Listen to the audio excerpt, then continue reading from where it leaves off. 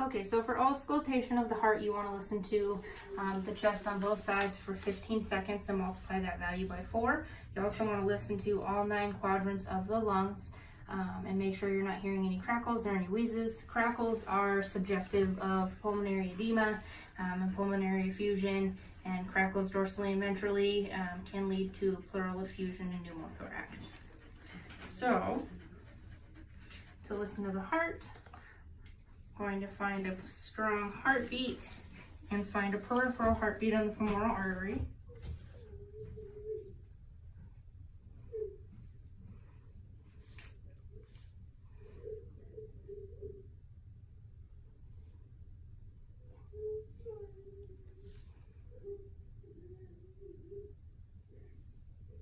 So his heart rate's 120 with strong peripheral pulses that are synchronized with his heart rate, which is good.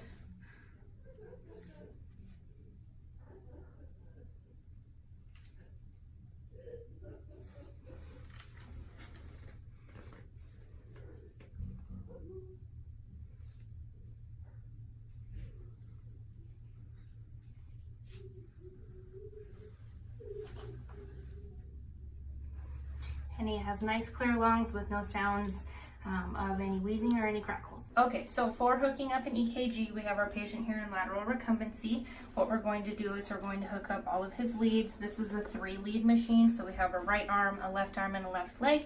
We're going to hook his right arm onto the elbow area of his right leg, the left leg right above the stifle, and the left leg right at the point of the elbow. Gonna get those wet with some alcohol spray.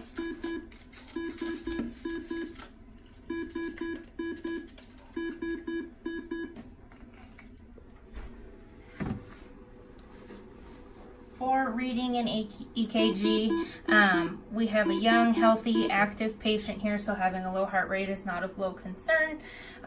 What we're looking at here is the PQRS complex with the T. For the P complex, it stands for the atrioventricular depolarization. The PR stands for the AV conduction of the heart. The whole QRS complex stands for the simultaneous depolarization of the right and left ventricles, as well as the T complex stands for ventricular repolarization. So this is a representation of a normal EKG. Our patient has had a slight dose of torb and a slight dose of ACE, but he's a young, healthy, active patient. A low heart rate is not to be of concern. Okay, to use a rabies restraint pull, what you do is you pull on this rear metal string to tighten up your loop, and you pull on the end handle to loosen it. So to rabies pull a dog, what you want to do is have the most distance between you and your patient. Get it around their neck. Squeeze it as though it was an aggressive dog, so you're able to handle it upright, left, down, pull it however needed, and when done, pull on the back, release the loop, and that's how you use a rabies restraint pull on an aggressive dog. So we let our pet go around the yard, figure out where he's going to urinate, and we want to get a sample midstream to help let some of the bacteria get urinated out. Don't let him pick it. And then we get our sample. Got a little bit left in here. We're going to draw up a syringe of the urine, and then we're going to do the same thing. We're going to spray the lid with alcohol, use a sterile needle, put it into our UA container, and do a urinalysis. Kennel, we use a product called Vtht for our runs, and we use Panasols in our kennels. To clean this run, what we're going to do is we have Vtht here that's diluted at 1/4 of an ounce to a gallon of water. We let that sit for 60 seconds before we spray it off. So I spray all surfaces, including the walls,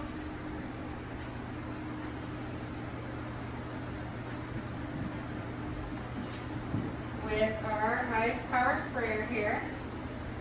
And then we're going to spray the floor.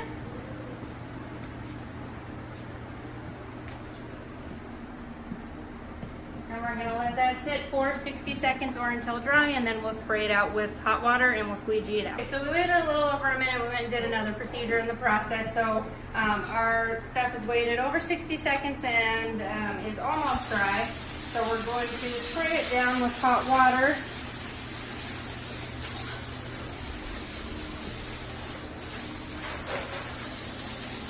On all of our areas.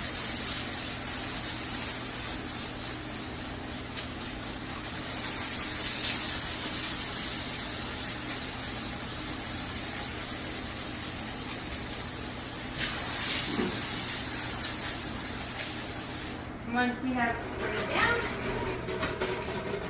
we'll take a squeegee, squeegee the floor,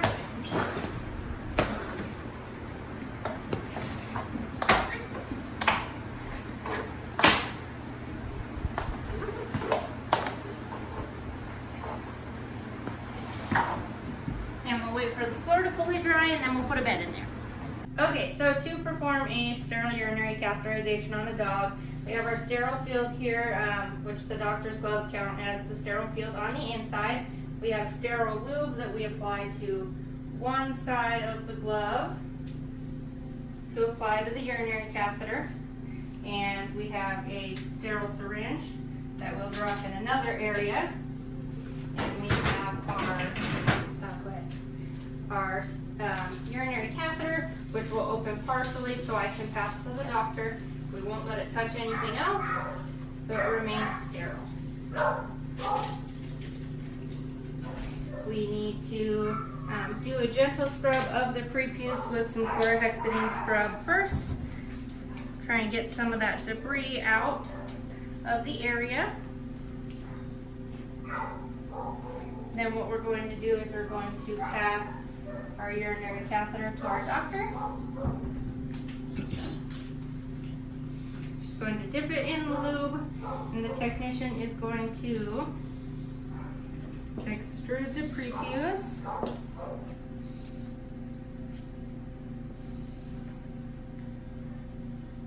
Stay grooved.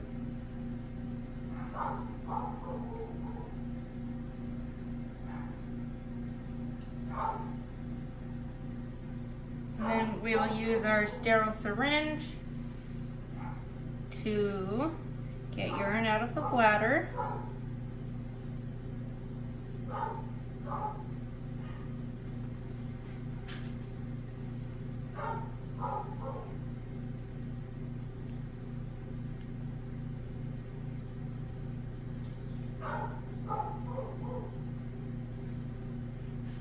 Perfect.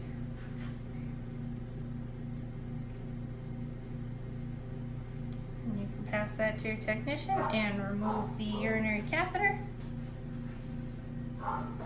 Boy. Then we're going to put a clean needle onto our urine sample. We're going to not open our vacutainer, spray it with a little bit of alcohol.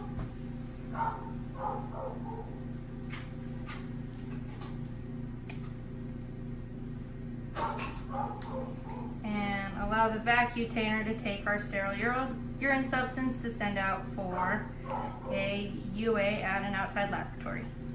To perform a cystocentesis on a dog, what we're going to do is ultrasound guide with our doctor where the bladder is. Once we find it, we're going to give it a quick shave, a quick scrub, and an alcohol spray, and then we're going to poke him in the bladder with a 1.5 inch needle, extract our sample, spray the top of our UA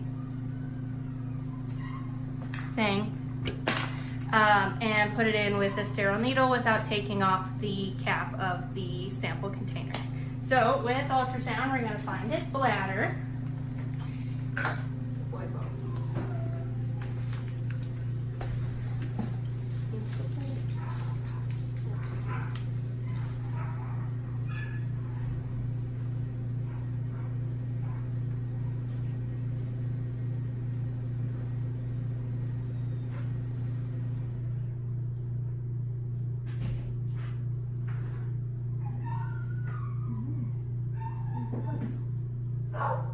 Okay. Do just a little shave. There we go.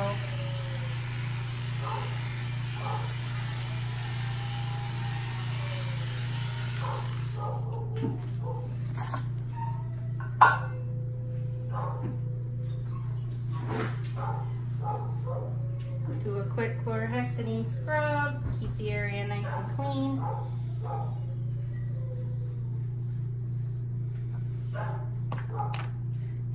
doctor our needle.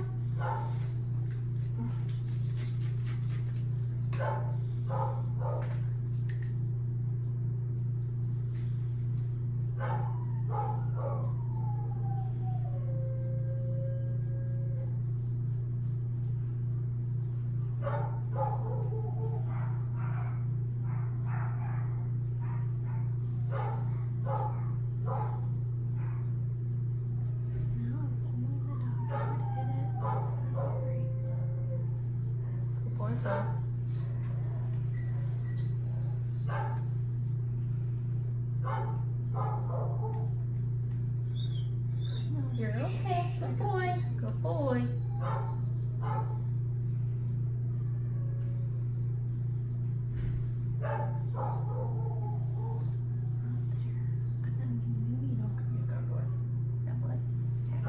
Damn it. I'm going to try a new needle.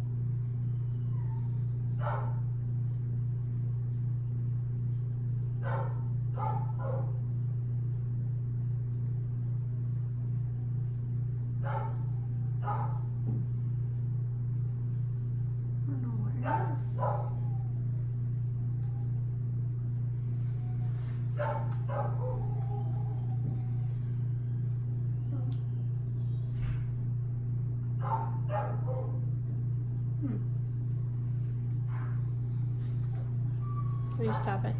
To perform a cystocentesis on a dog, what we're going to do is ultrasound guide with our doctor where the bladder is. Once we find it, we're going to give it a quick shave, a quick scrub, and an alcohol spray, and then we're going to poke him in the bladder with a 1.5 inch needle, extract our sample, spray the top of our UA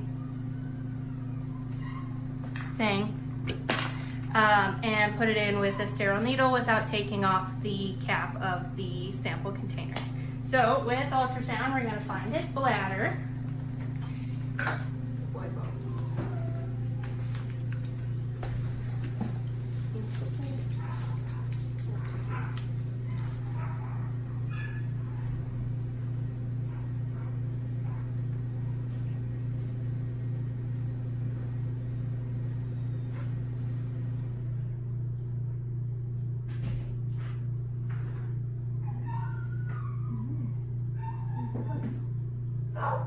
Okay.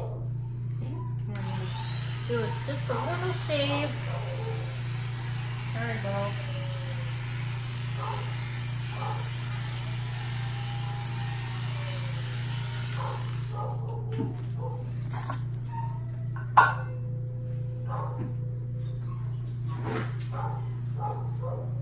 Do a quick chlorhexidine scrub. Keep the area nice and clean.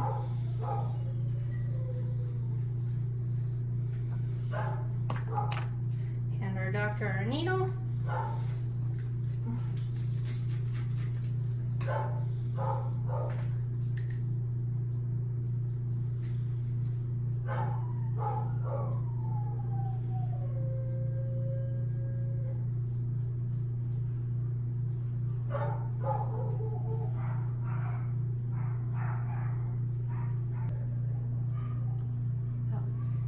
Okay, so now that we have our sample, what we're going to do is remove the needle.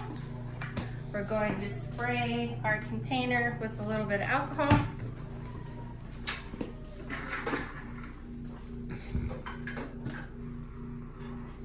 Put a new needle on there and put all of our sample into the vacutainer without opening up the container, and send that out to an outside laboratory for urinalysis testing. Perform a Schirmer tear test. What we're going to do is, with some gloves on, we are going to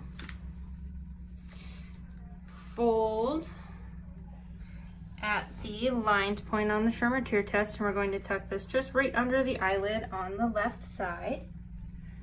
Good boy, Grudy. And we're going to hold that here for 60 seconds to ensure that he has making accurate tear production. This is really great in diagnosing KCS, checking for corneal ulcers, making sure that he's producing enough tears to keep his eyes healthy. The goal is to reach the line of 15 in that 60-second period.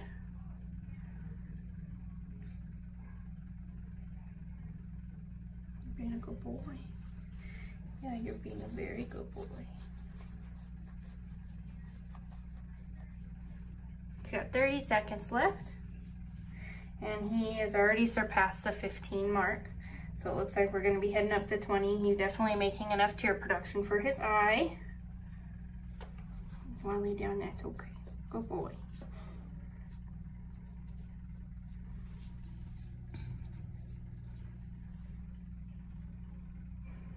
So we're at the 20 mark at this point. Going to show that he's making enough tear production.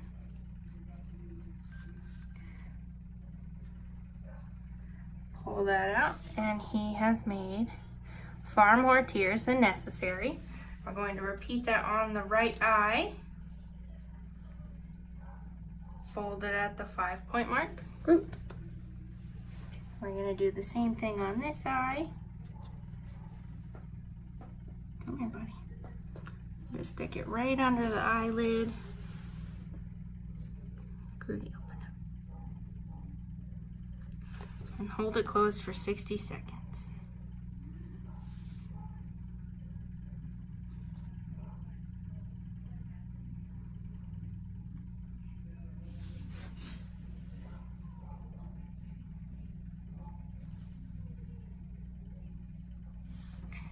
And by 42 seconds, he's already surpassed that 15-second mark. So we'll go ahead and pull it out.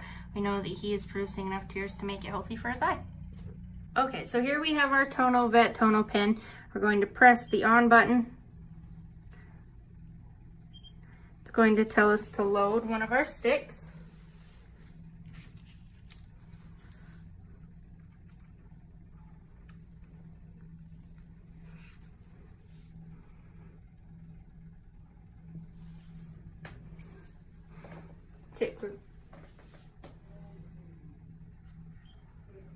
Okay, I'm going to hand this to you. We're going to put a drop of proparacaine in each eye.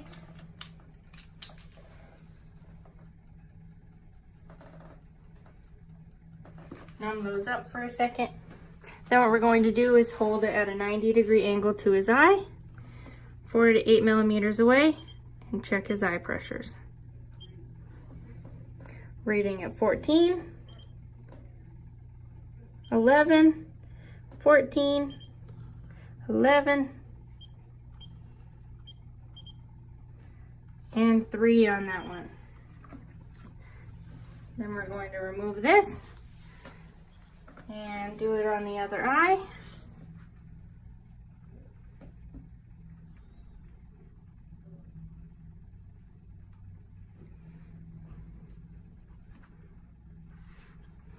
Zero it out. 16.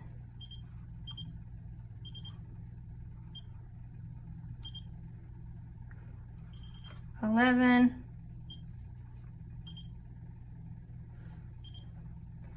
13.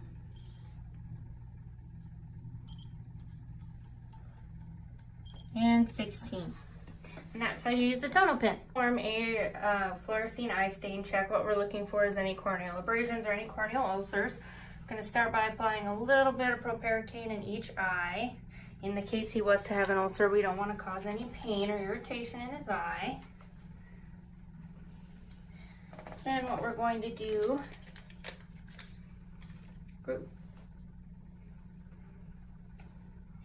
is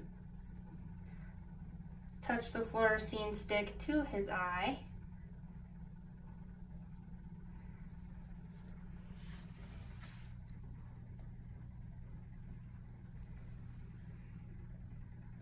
Good boy, Grudy.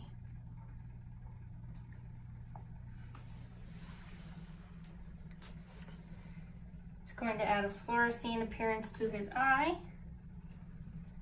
Then we're going to turn out the lights, take a peek at his eye, make sure we're not having any uptake in any areas. Move the lids around a little bit. Everything looks pretty good on that eye. Do the same thing on this side. Check the eye. Everything looks good there. We'll go ahead and turn the lights back on. And we have a syringe of normal saline for flush. And we're going to flush all that fluorescein stain out of his eye.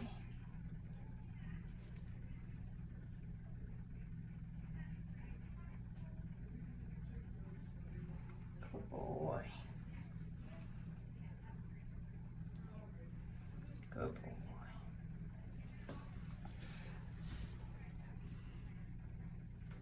Good boy.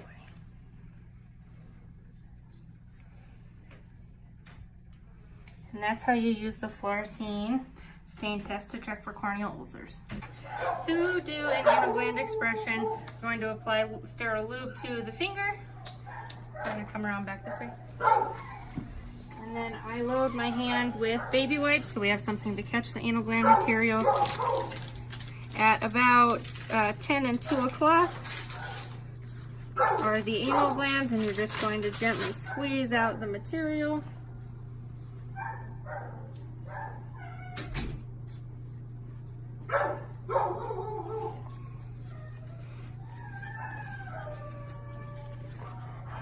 And you do the same on the other hand.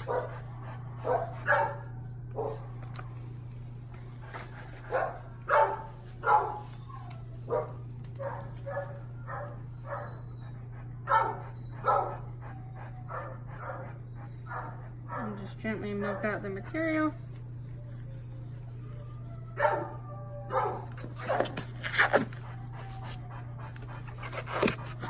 And we use baby wipes to clean up our patient. And we spray them with a little XO perfume so they don't smell like fish. And that's how you perform an anal gland expression. To perform a mock enema, what we do is we have a bowl here that we're going to fill with warm water. And then we have a little bit of lube that we're going to apply to our paper towel for the end of our red rubber catheter. We also put lube into our warm water solution. And we also use a little bit of soap. We mix that around with a tongue depressor.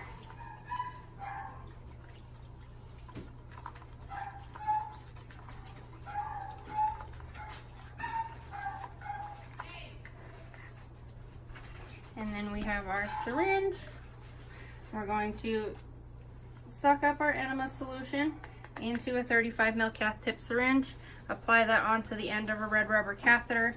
You're going to put a little bit of lube on the end of your red rubber catheter, and then what you would do is you would insert it into the rectum and administer a couple syringefuls of the enema solution into the patient, and move your red rubber catheter back and forth if it's an obstipated patient to help get out any of that fecal solution. And we may repeat those a couple times a day as needed to deobstipate the patient. For administration of topical medication, here we have a patient who is a continual rectal prolapse. We put on some gloves and we're going to topically apply some silver sulfasalazine to the area. Just gentle pressure. And she has a cone on so she can't get back there.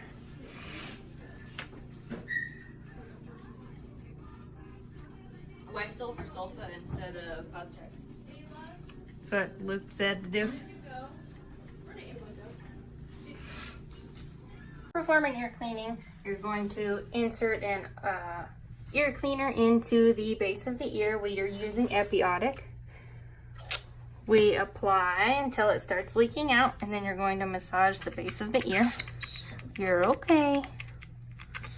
You're all right, group.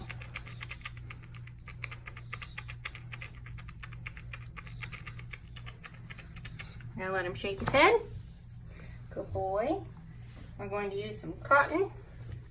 We're going to stick our finger down into the ear canal, mix it around a little bit, and try and pull out some of that extra ear gunk.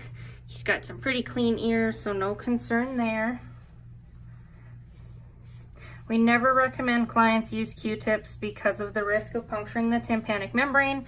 We never recommend clients put any medication into the ear without the ear being looked at first by a veterinarian, and the risk of causing anything like old dog vestibular disease by the eardrum being punctured while putting medication in. Shake it. Good boy. Grab some more cotton and do the same thing on the other side. Get those ears nice and cleaned out. Let them shake out all that debris. Did you shake your head? Good boy. And then we have Vtht here. We're going to take the cap off and we're going to apply a few drops down into the ear canal. Give it a gentle massage. A few drops down in the ear canal. Give it a gentle massage, and we typically recommend doing this once a day for 7 days.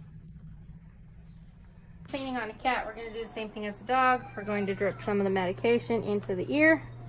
We're going to massage the ear base. I know, Turbo, I'm sorry. Let her shake it out.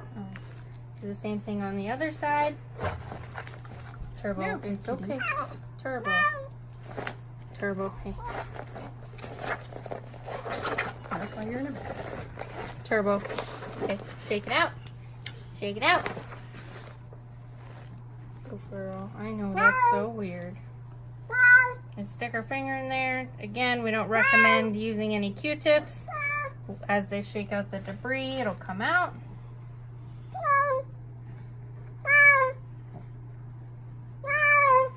And then same thing for the ear medication.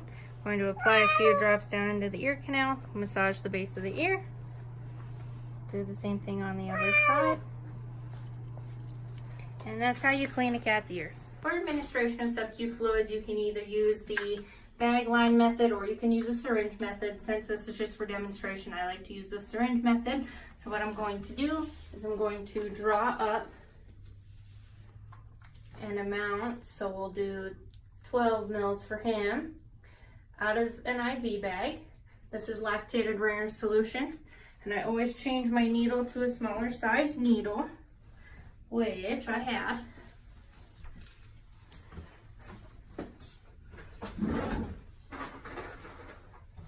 And always poke with a fresh needle. Come here, Groot. Come here. Come here. Good boy. And then I always use a clean cotton swab, spray it down with some alcohol, and alcohol off the area first, as much as possible. And then you're going to use your fingers to make a tent in the patient's skin and poke right in that tent. Pull back to make sure you're not getting any air, and then slowly administer your fluids. Make sure you don't have any leakage anywhere. And when you go to pull out your needle, apply pressure so that none of the fluid leaks out. And that's how you apply sub-Q fluid. To perform a toenail trim, what we do is we typically have our patients laying lateral. You're going to clip the toenail trimmer right under where the hook of the nail is. And you're going to trim the toenails. When you're getting close to the quick, you're going to start seeing a horseshoe shape. In the case you quick a toenail, Groot, it's okay, which we didn't quick any of these toenails. What we use at our clinic is we have Vtht sticks that you can use, or there's quick stop powder you can use. You're okay. And we're just roll over. You're okay. You're okay. And that's how you trim a dog's toenails. For a toenail trim on a cat, what you want to do is extend out their toes. You're going to hook your trimmers right under where the pink spot shows, which is where the quick is. You don't want to make them bleed. You're okay, Turbo. And that's how you trim the toenails on a cat. For this, we're going to apply a mock bandage as though our patient here had just had an abdominocentesis done to prevent any leakage. So what we have up here is our non-stick Teflon pad. Going to apply a small amount of silver sulfasalazine on there. Going to apply that to where the abdominocentesis would have been performed.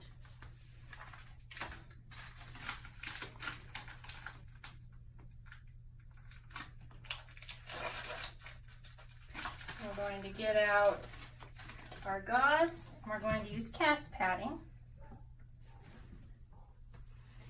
And we're going to unroll cast padding onto the area and stretch it out until the quilting pattern is nice and stretched. Going to do 50% overlap from your previous wrappage.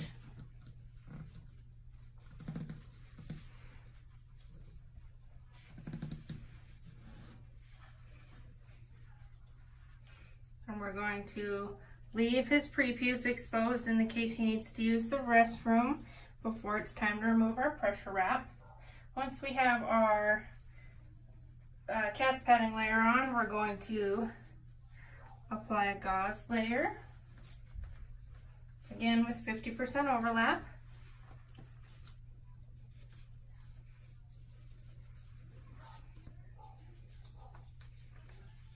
Stay buddy.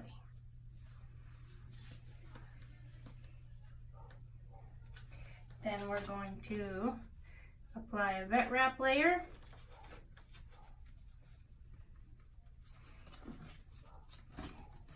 And you want to roll out your vet wrap prior to wrapping your patient so that you know you're not wrapping too tightly, that it's going to cut off circulation, but it's going to give adequate pressure wrapping.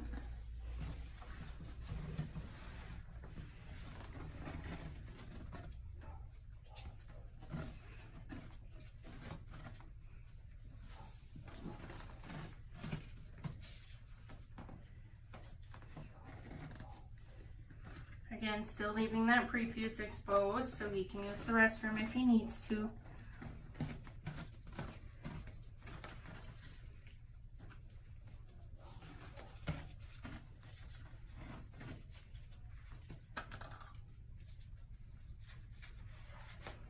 And that's how you do an adequate abdomen pressure wrappage in the case you just did an abdominocentesis to prevent any leaking or to apply pressure to a wound that is still oozing from surgery. To apply a modified Jones bandage, what we're going to do is apply some stirrups to the leg, top and bottom.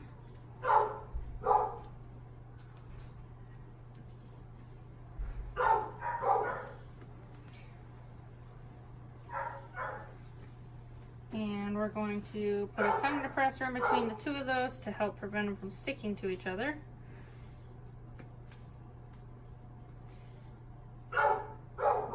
Going to continue on like we were placing a normal bandage. We're going to start with cast padding.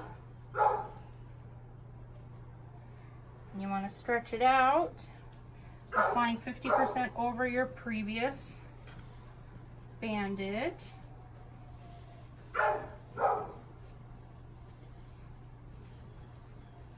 Make sure you're not being too restricting on the joint.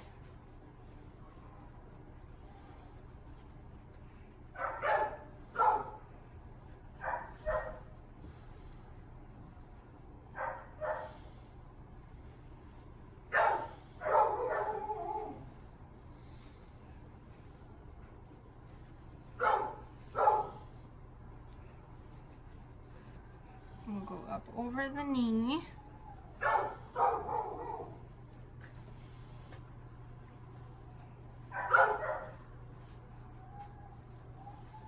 You want to apply 2 to 3 layers of cast padding on the leg to ensure appropriate padding.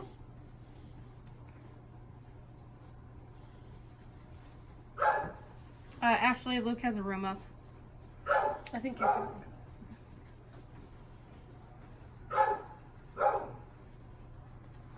Stay group. Being a good boy.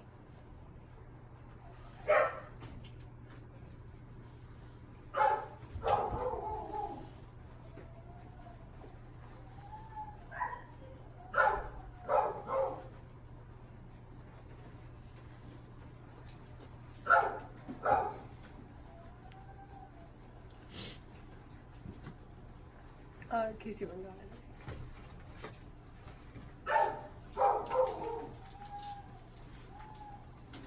Boy. Then we're going to apply a layer of gauze as our secondary layer. Again, 50% application over what we've already applied.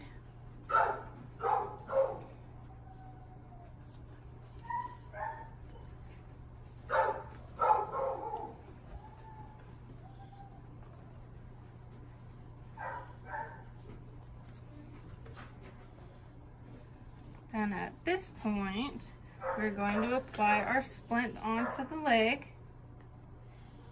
And we're going to keep that firmly in place with another layer of gauze padding. We're going to get our first wrap around. And then we're going to apply our stirrups.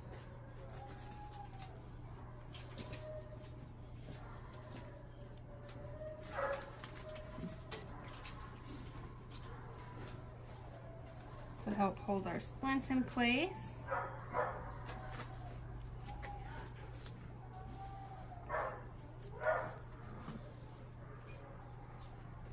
And rip off our extra stirrup.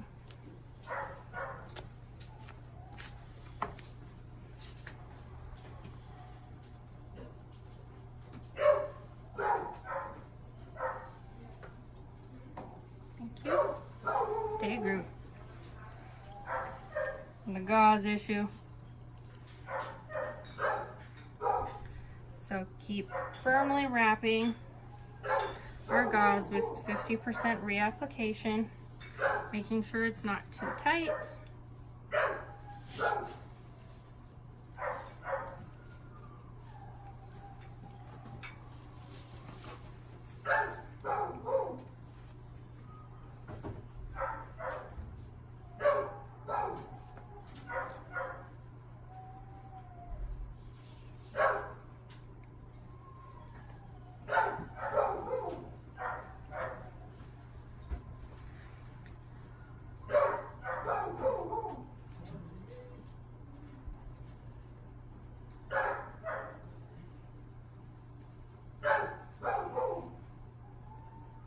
And once we have our gauze in place, we'll do our final layer in vet wrap, again stretching it out prior to applying it to your patient for patient comfort, making sure we're not overly tightening. You do want to leave the toes exposed a little bit to evaluate the status of the patient's toes, make sure they still have warmth, make sure that they aren't swelling, so we're making sure our bandage isn't wrapped on too tightly.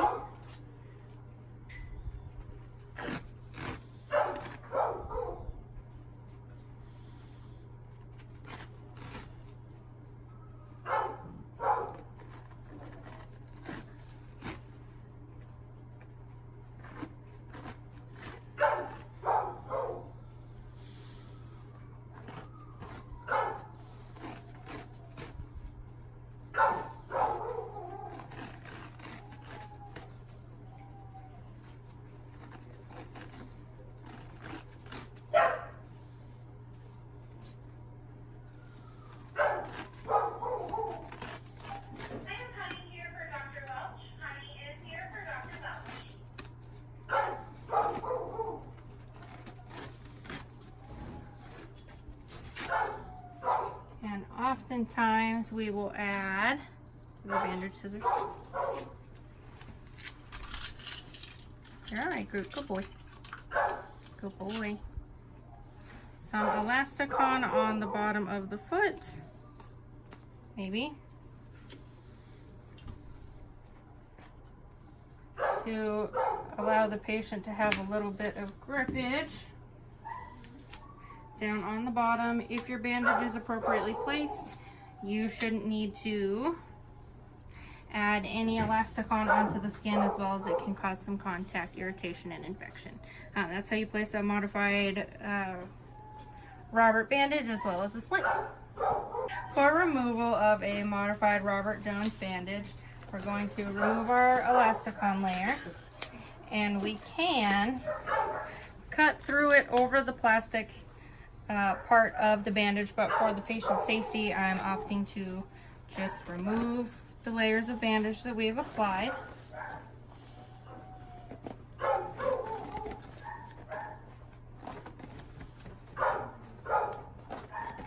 So we're removing the tertiary layer of the vet wrap.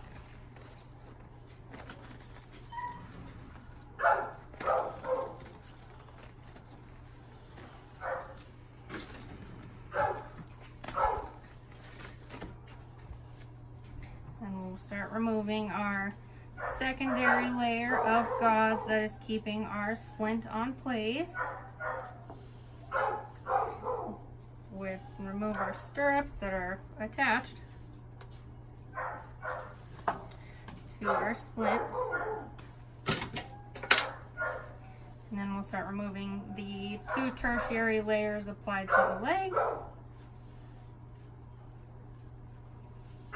Our first layer is the cling gauze. Then we'll remove our 2 layers of cast padding.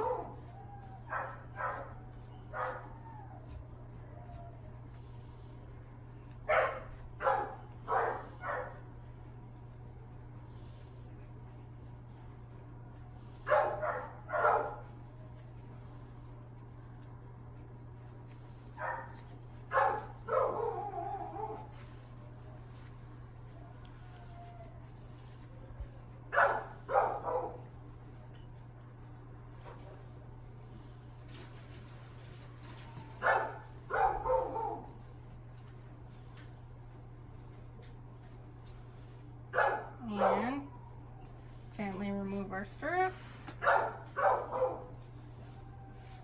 And that's how you remove a modified Jones splint bandage. What we're going to do is we're going to select the arcade of teeth we're going to do. I'm selecting the top incisors from 103 to 203. We're going to place the sensor in the mouth.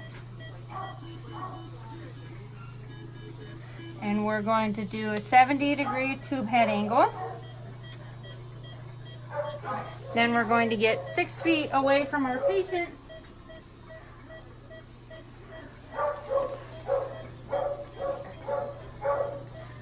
And we're going to pull the trigger.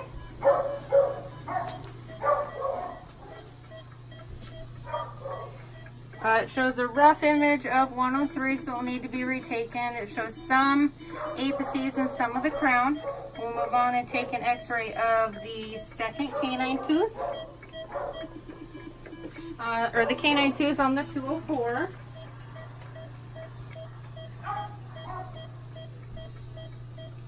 Same tube angle at 70 degrees. And we're going to back up to 6 feet.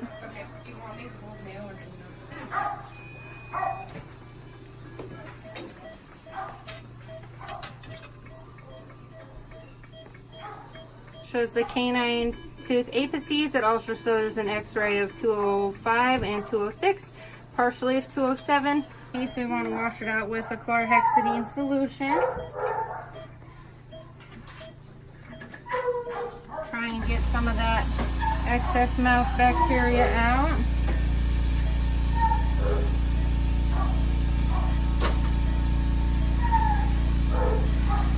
There we go. So we're going to rinse the mouth out with the chlorhexidine solution to help with some of the bacteria. We have our tartar cracker here that we use to remove some of the excess tartar. It looks like he's got a fractured tooth there. So that's how you remove some excess tartar. You want to use the curved part of your hand scaler to get up subgingivally. Make sure you get all that extra tartar out of there. And you can use an exploratory probe to get in those hard to get places where you can't reach with the ultrasonic scaler to pull out some of that excess tartar. We use our ultrasonic scaler at a 90-degree angle to the teeth, or a We want to use just the side. You don't want to stay in contact with any tooth for longer than 10 to 12 seconds. If you have heavy tartar, you can move around and then move off to another tooth. On these bigger carnesial teeth, we want to get off what we can with our ultrasonic scaler, never using the probe or the point of the ultrasonic scaler to get stuff off. You can rotate your scaler. For my dental polishing, we're going to put an adequate amount of polish on the teeth after we're done scaling. I like to do it in quadrants. We're going to use our low speed polisher, and we don't want to go over 30 on our pressure. If it's too hot on your thumbnail, you don't want to use it on the dog's tooth, and you don't want to stay there for greater than 10 to 12 seconds. So you're going to do a gentle polish. You should spend the same amount of time polishing as you do scaling, and just bounce around from tooth to tooth. You can always come back.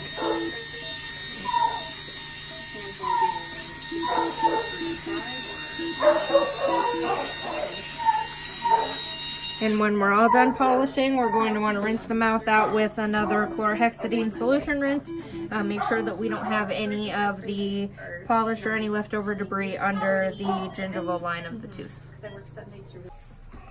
Okay, Dr. Welch, so your dog was here today for a routine dental cleaning, polishing, and we did a tumor removal. Our x-ray machine did go down, so we did not remove a fractured maxillary premolar. We did a routine scaling and polishing, sending you home on some antibiotics for your pet to have for a couple of weeks until our thing is repaired.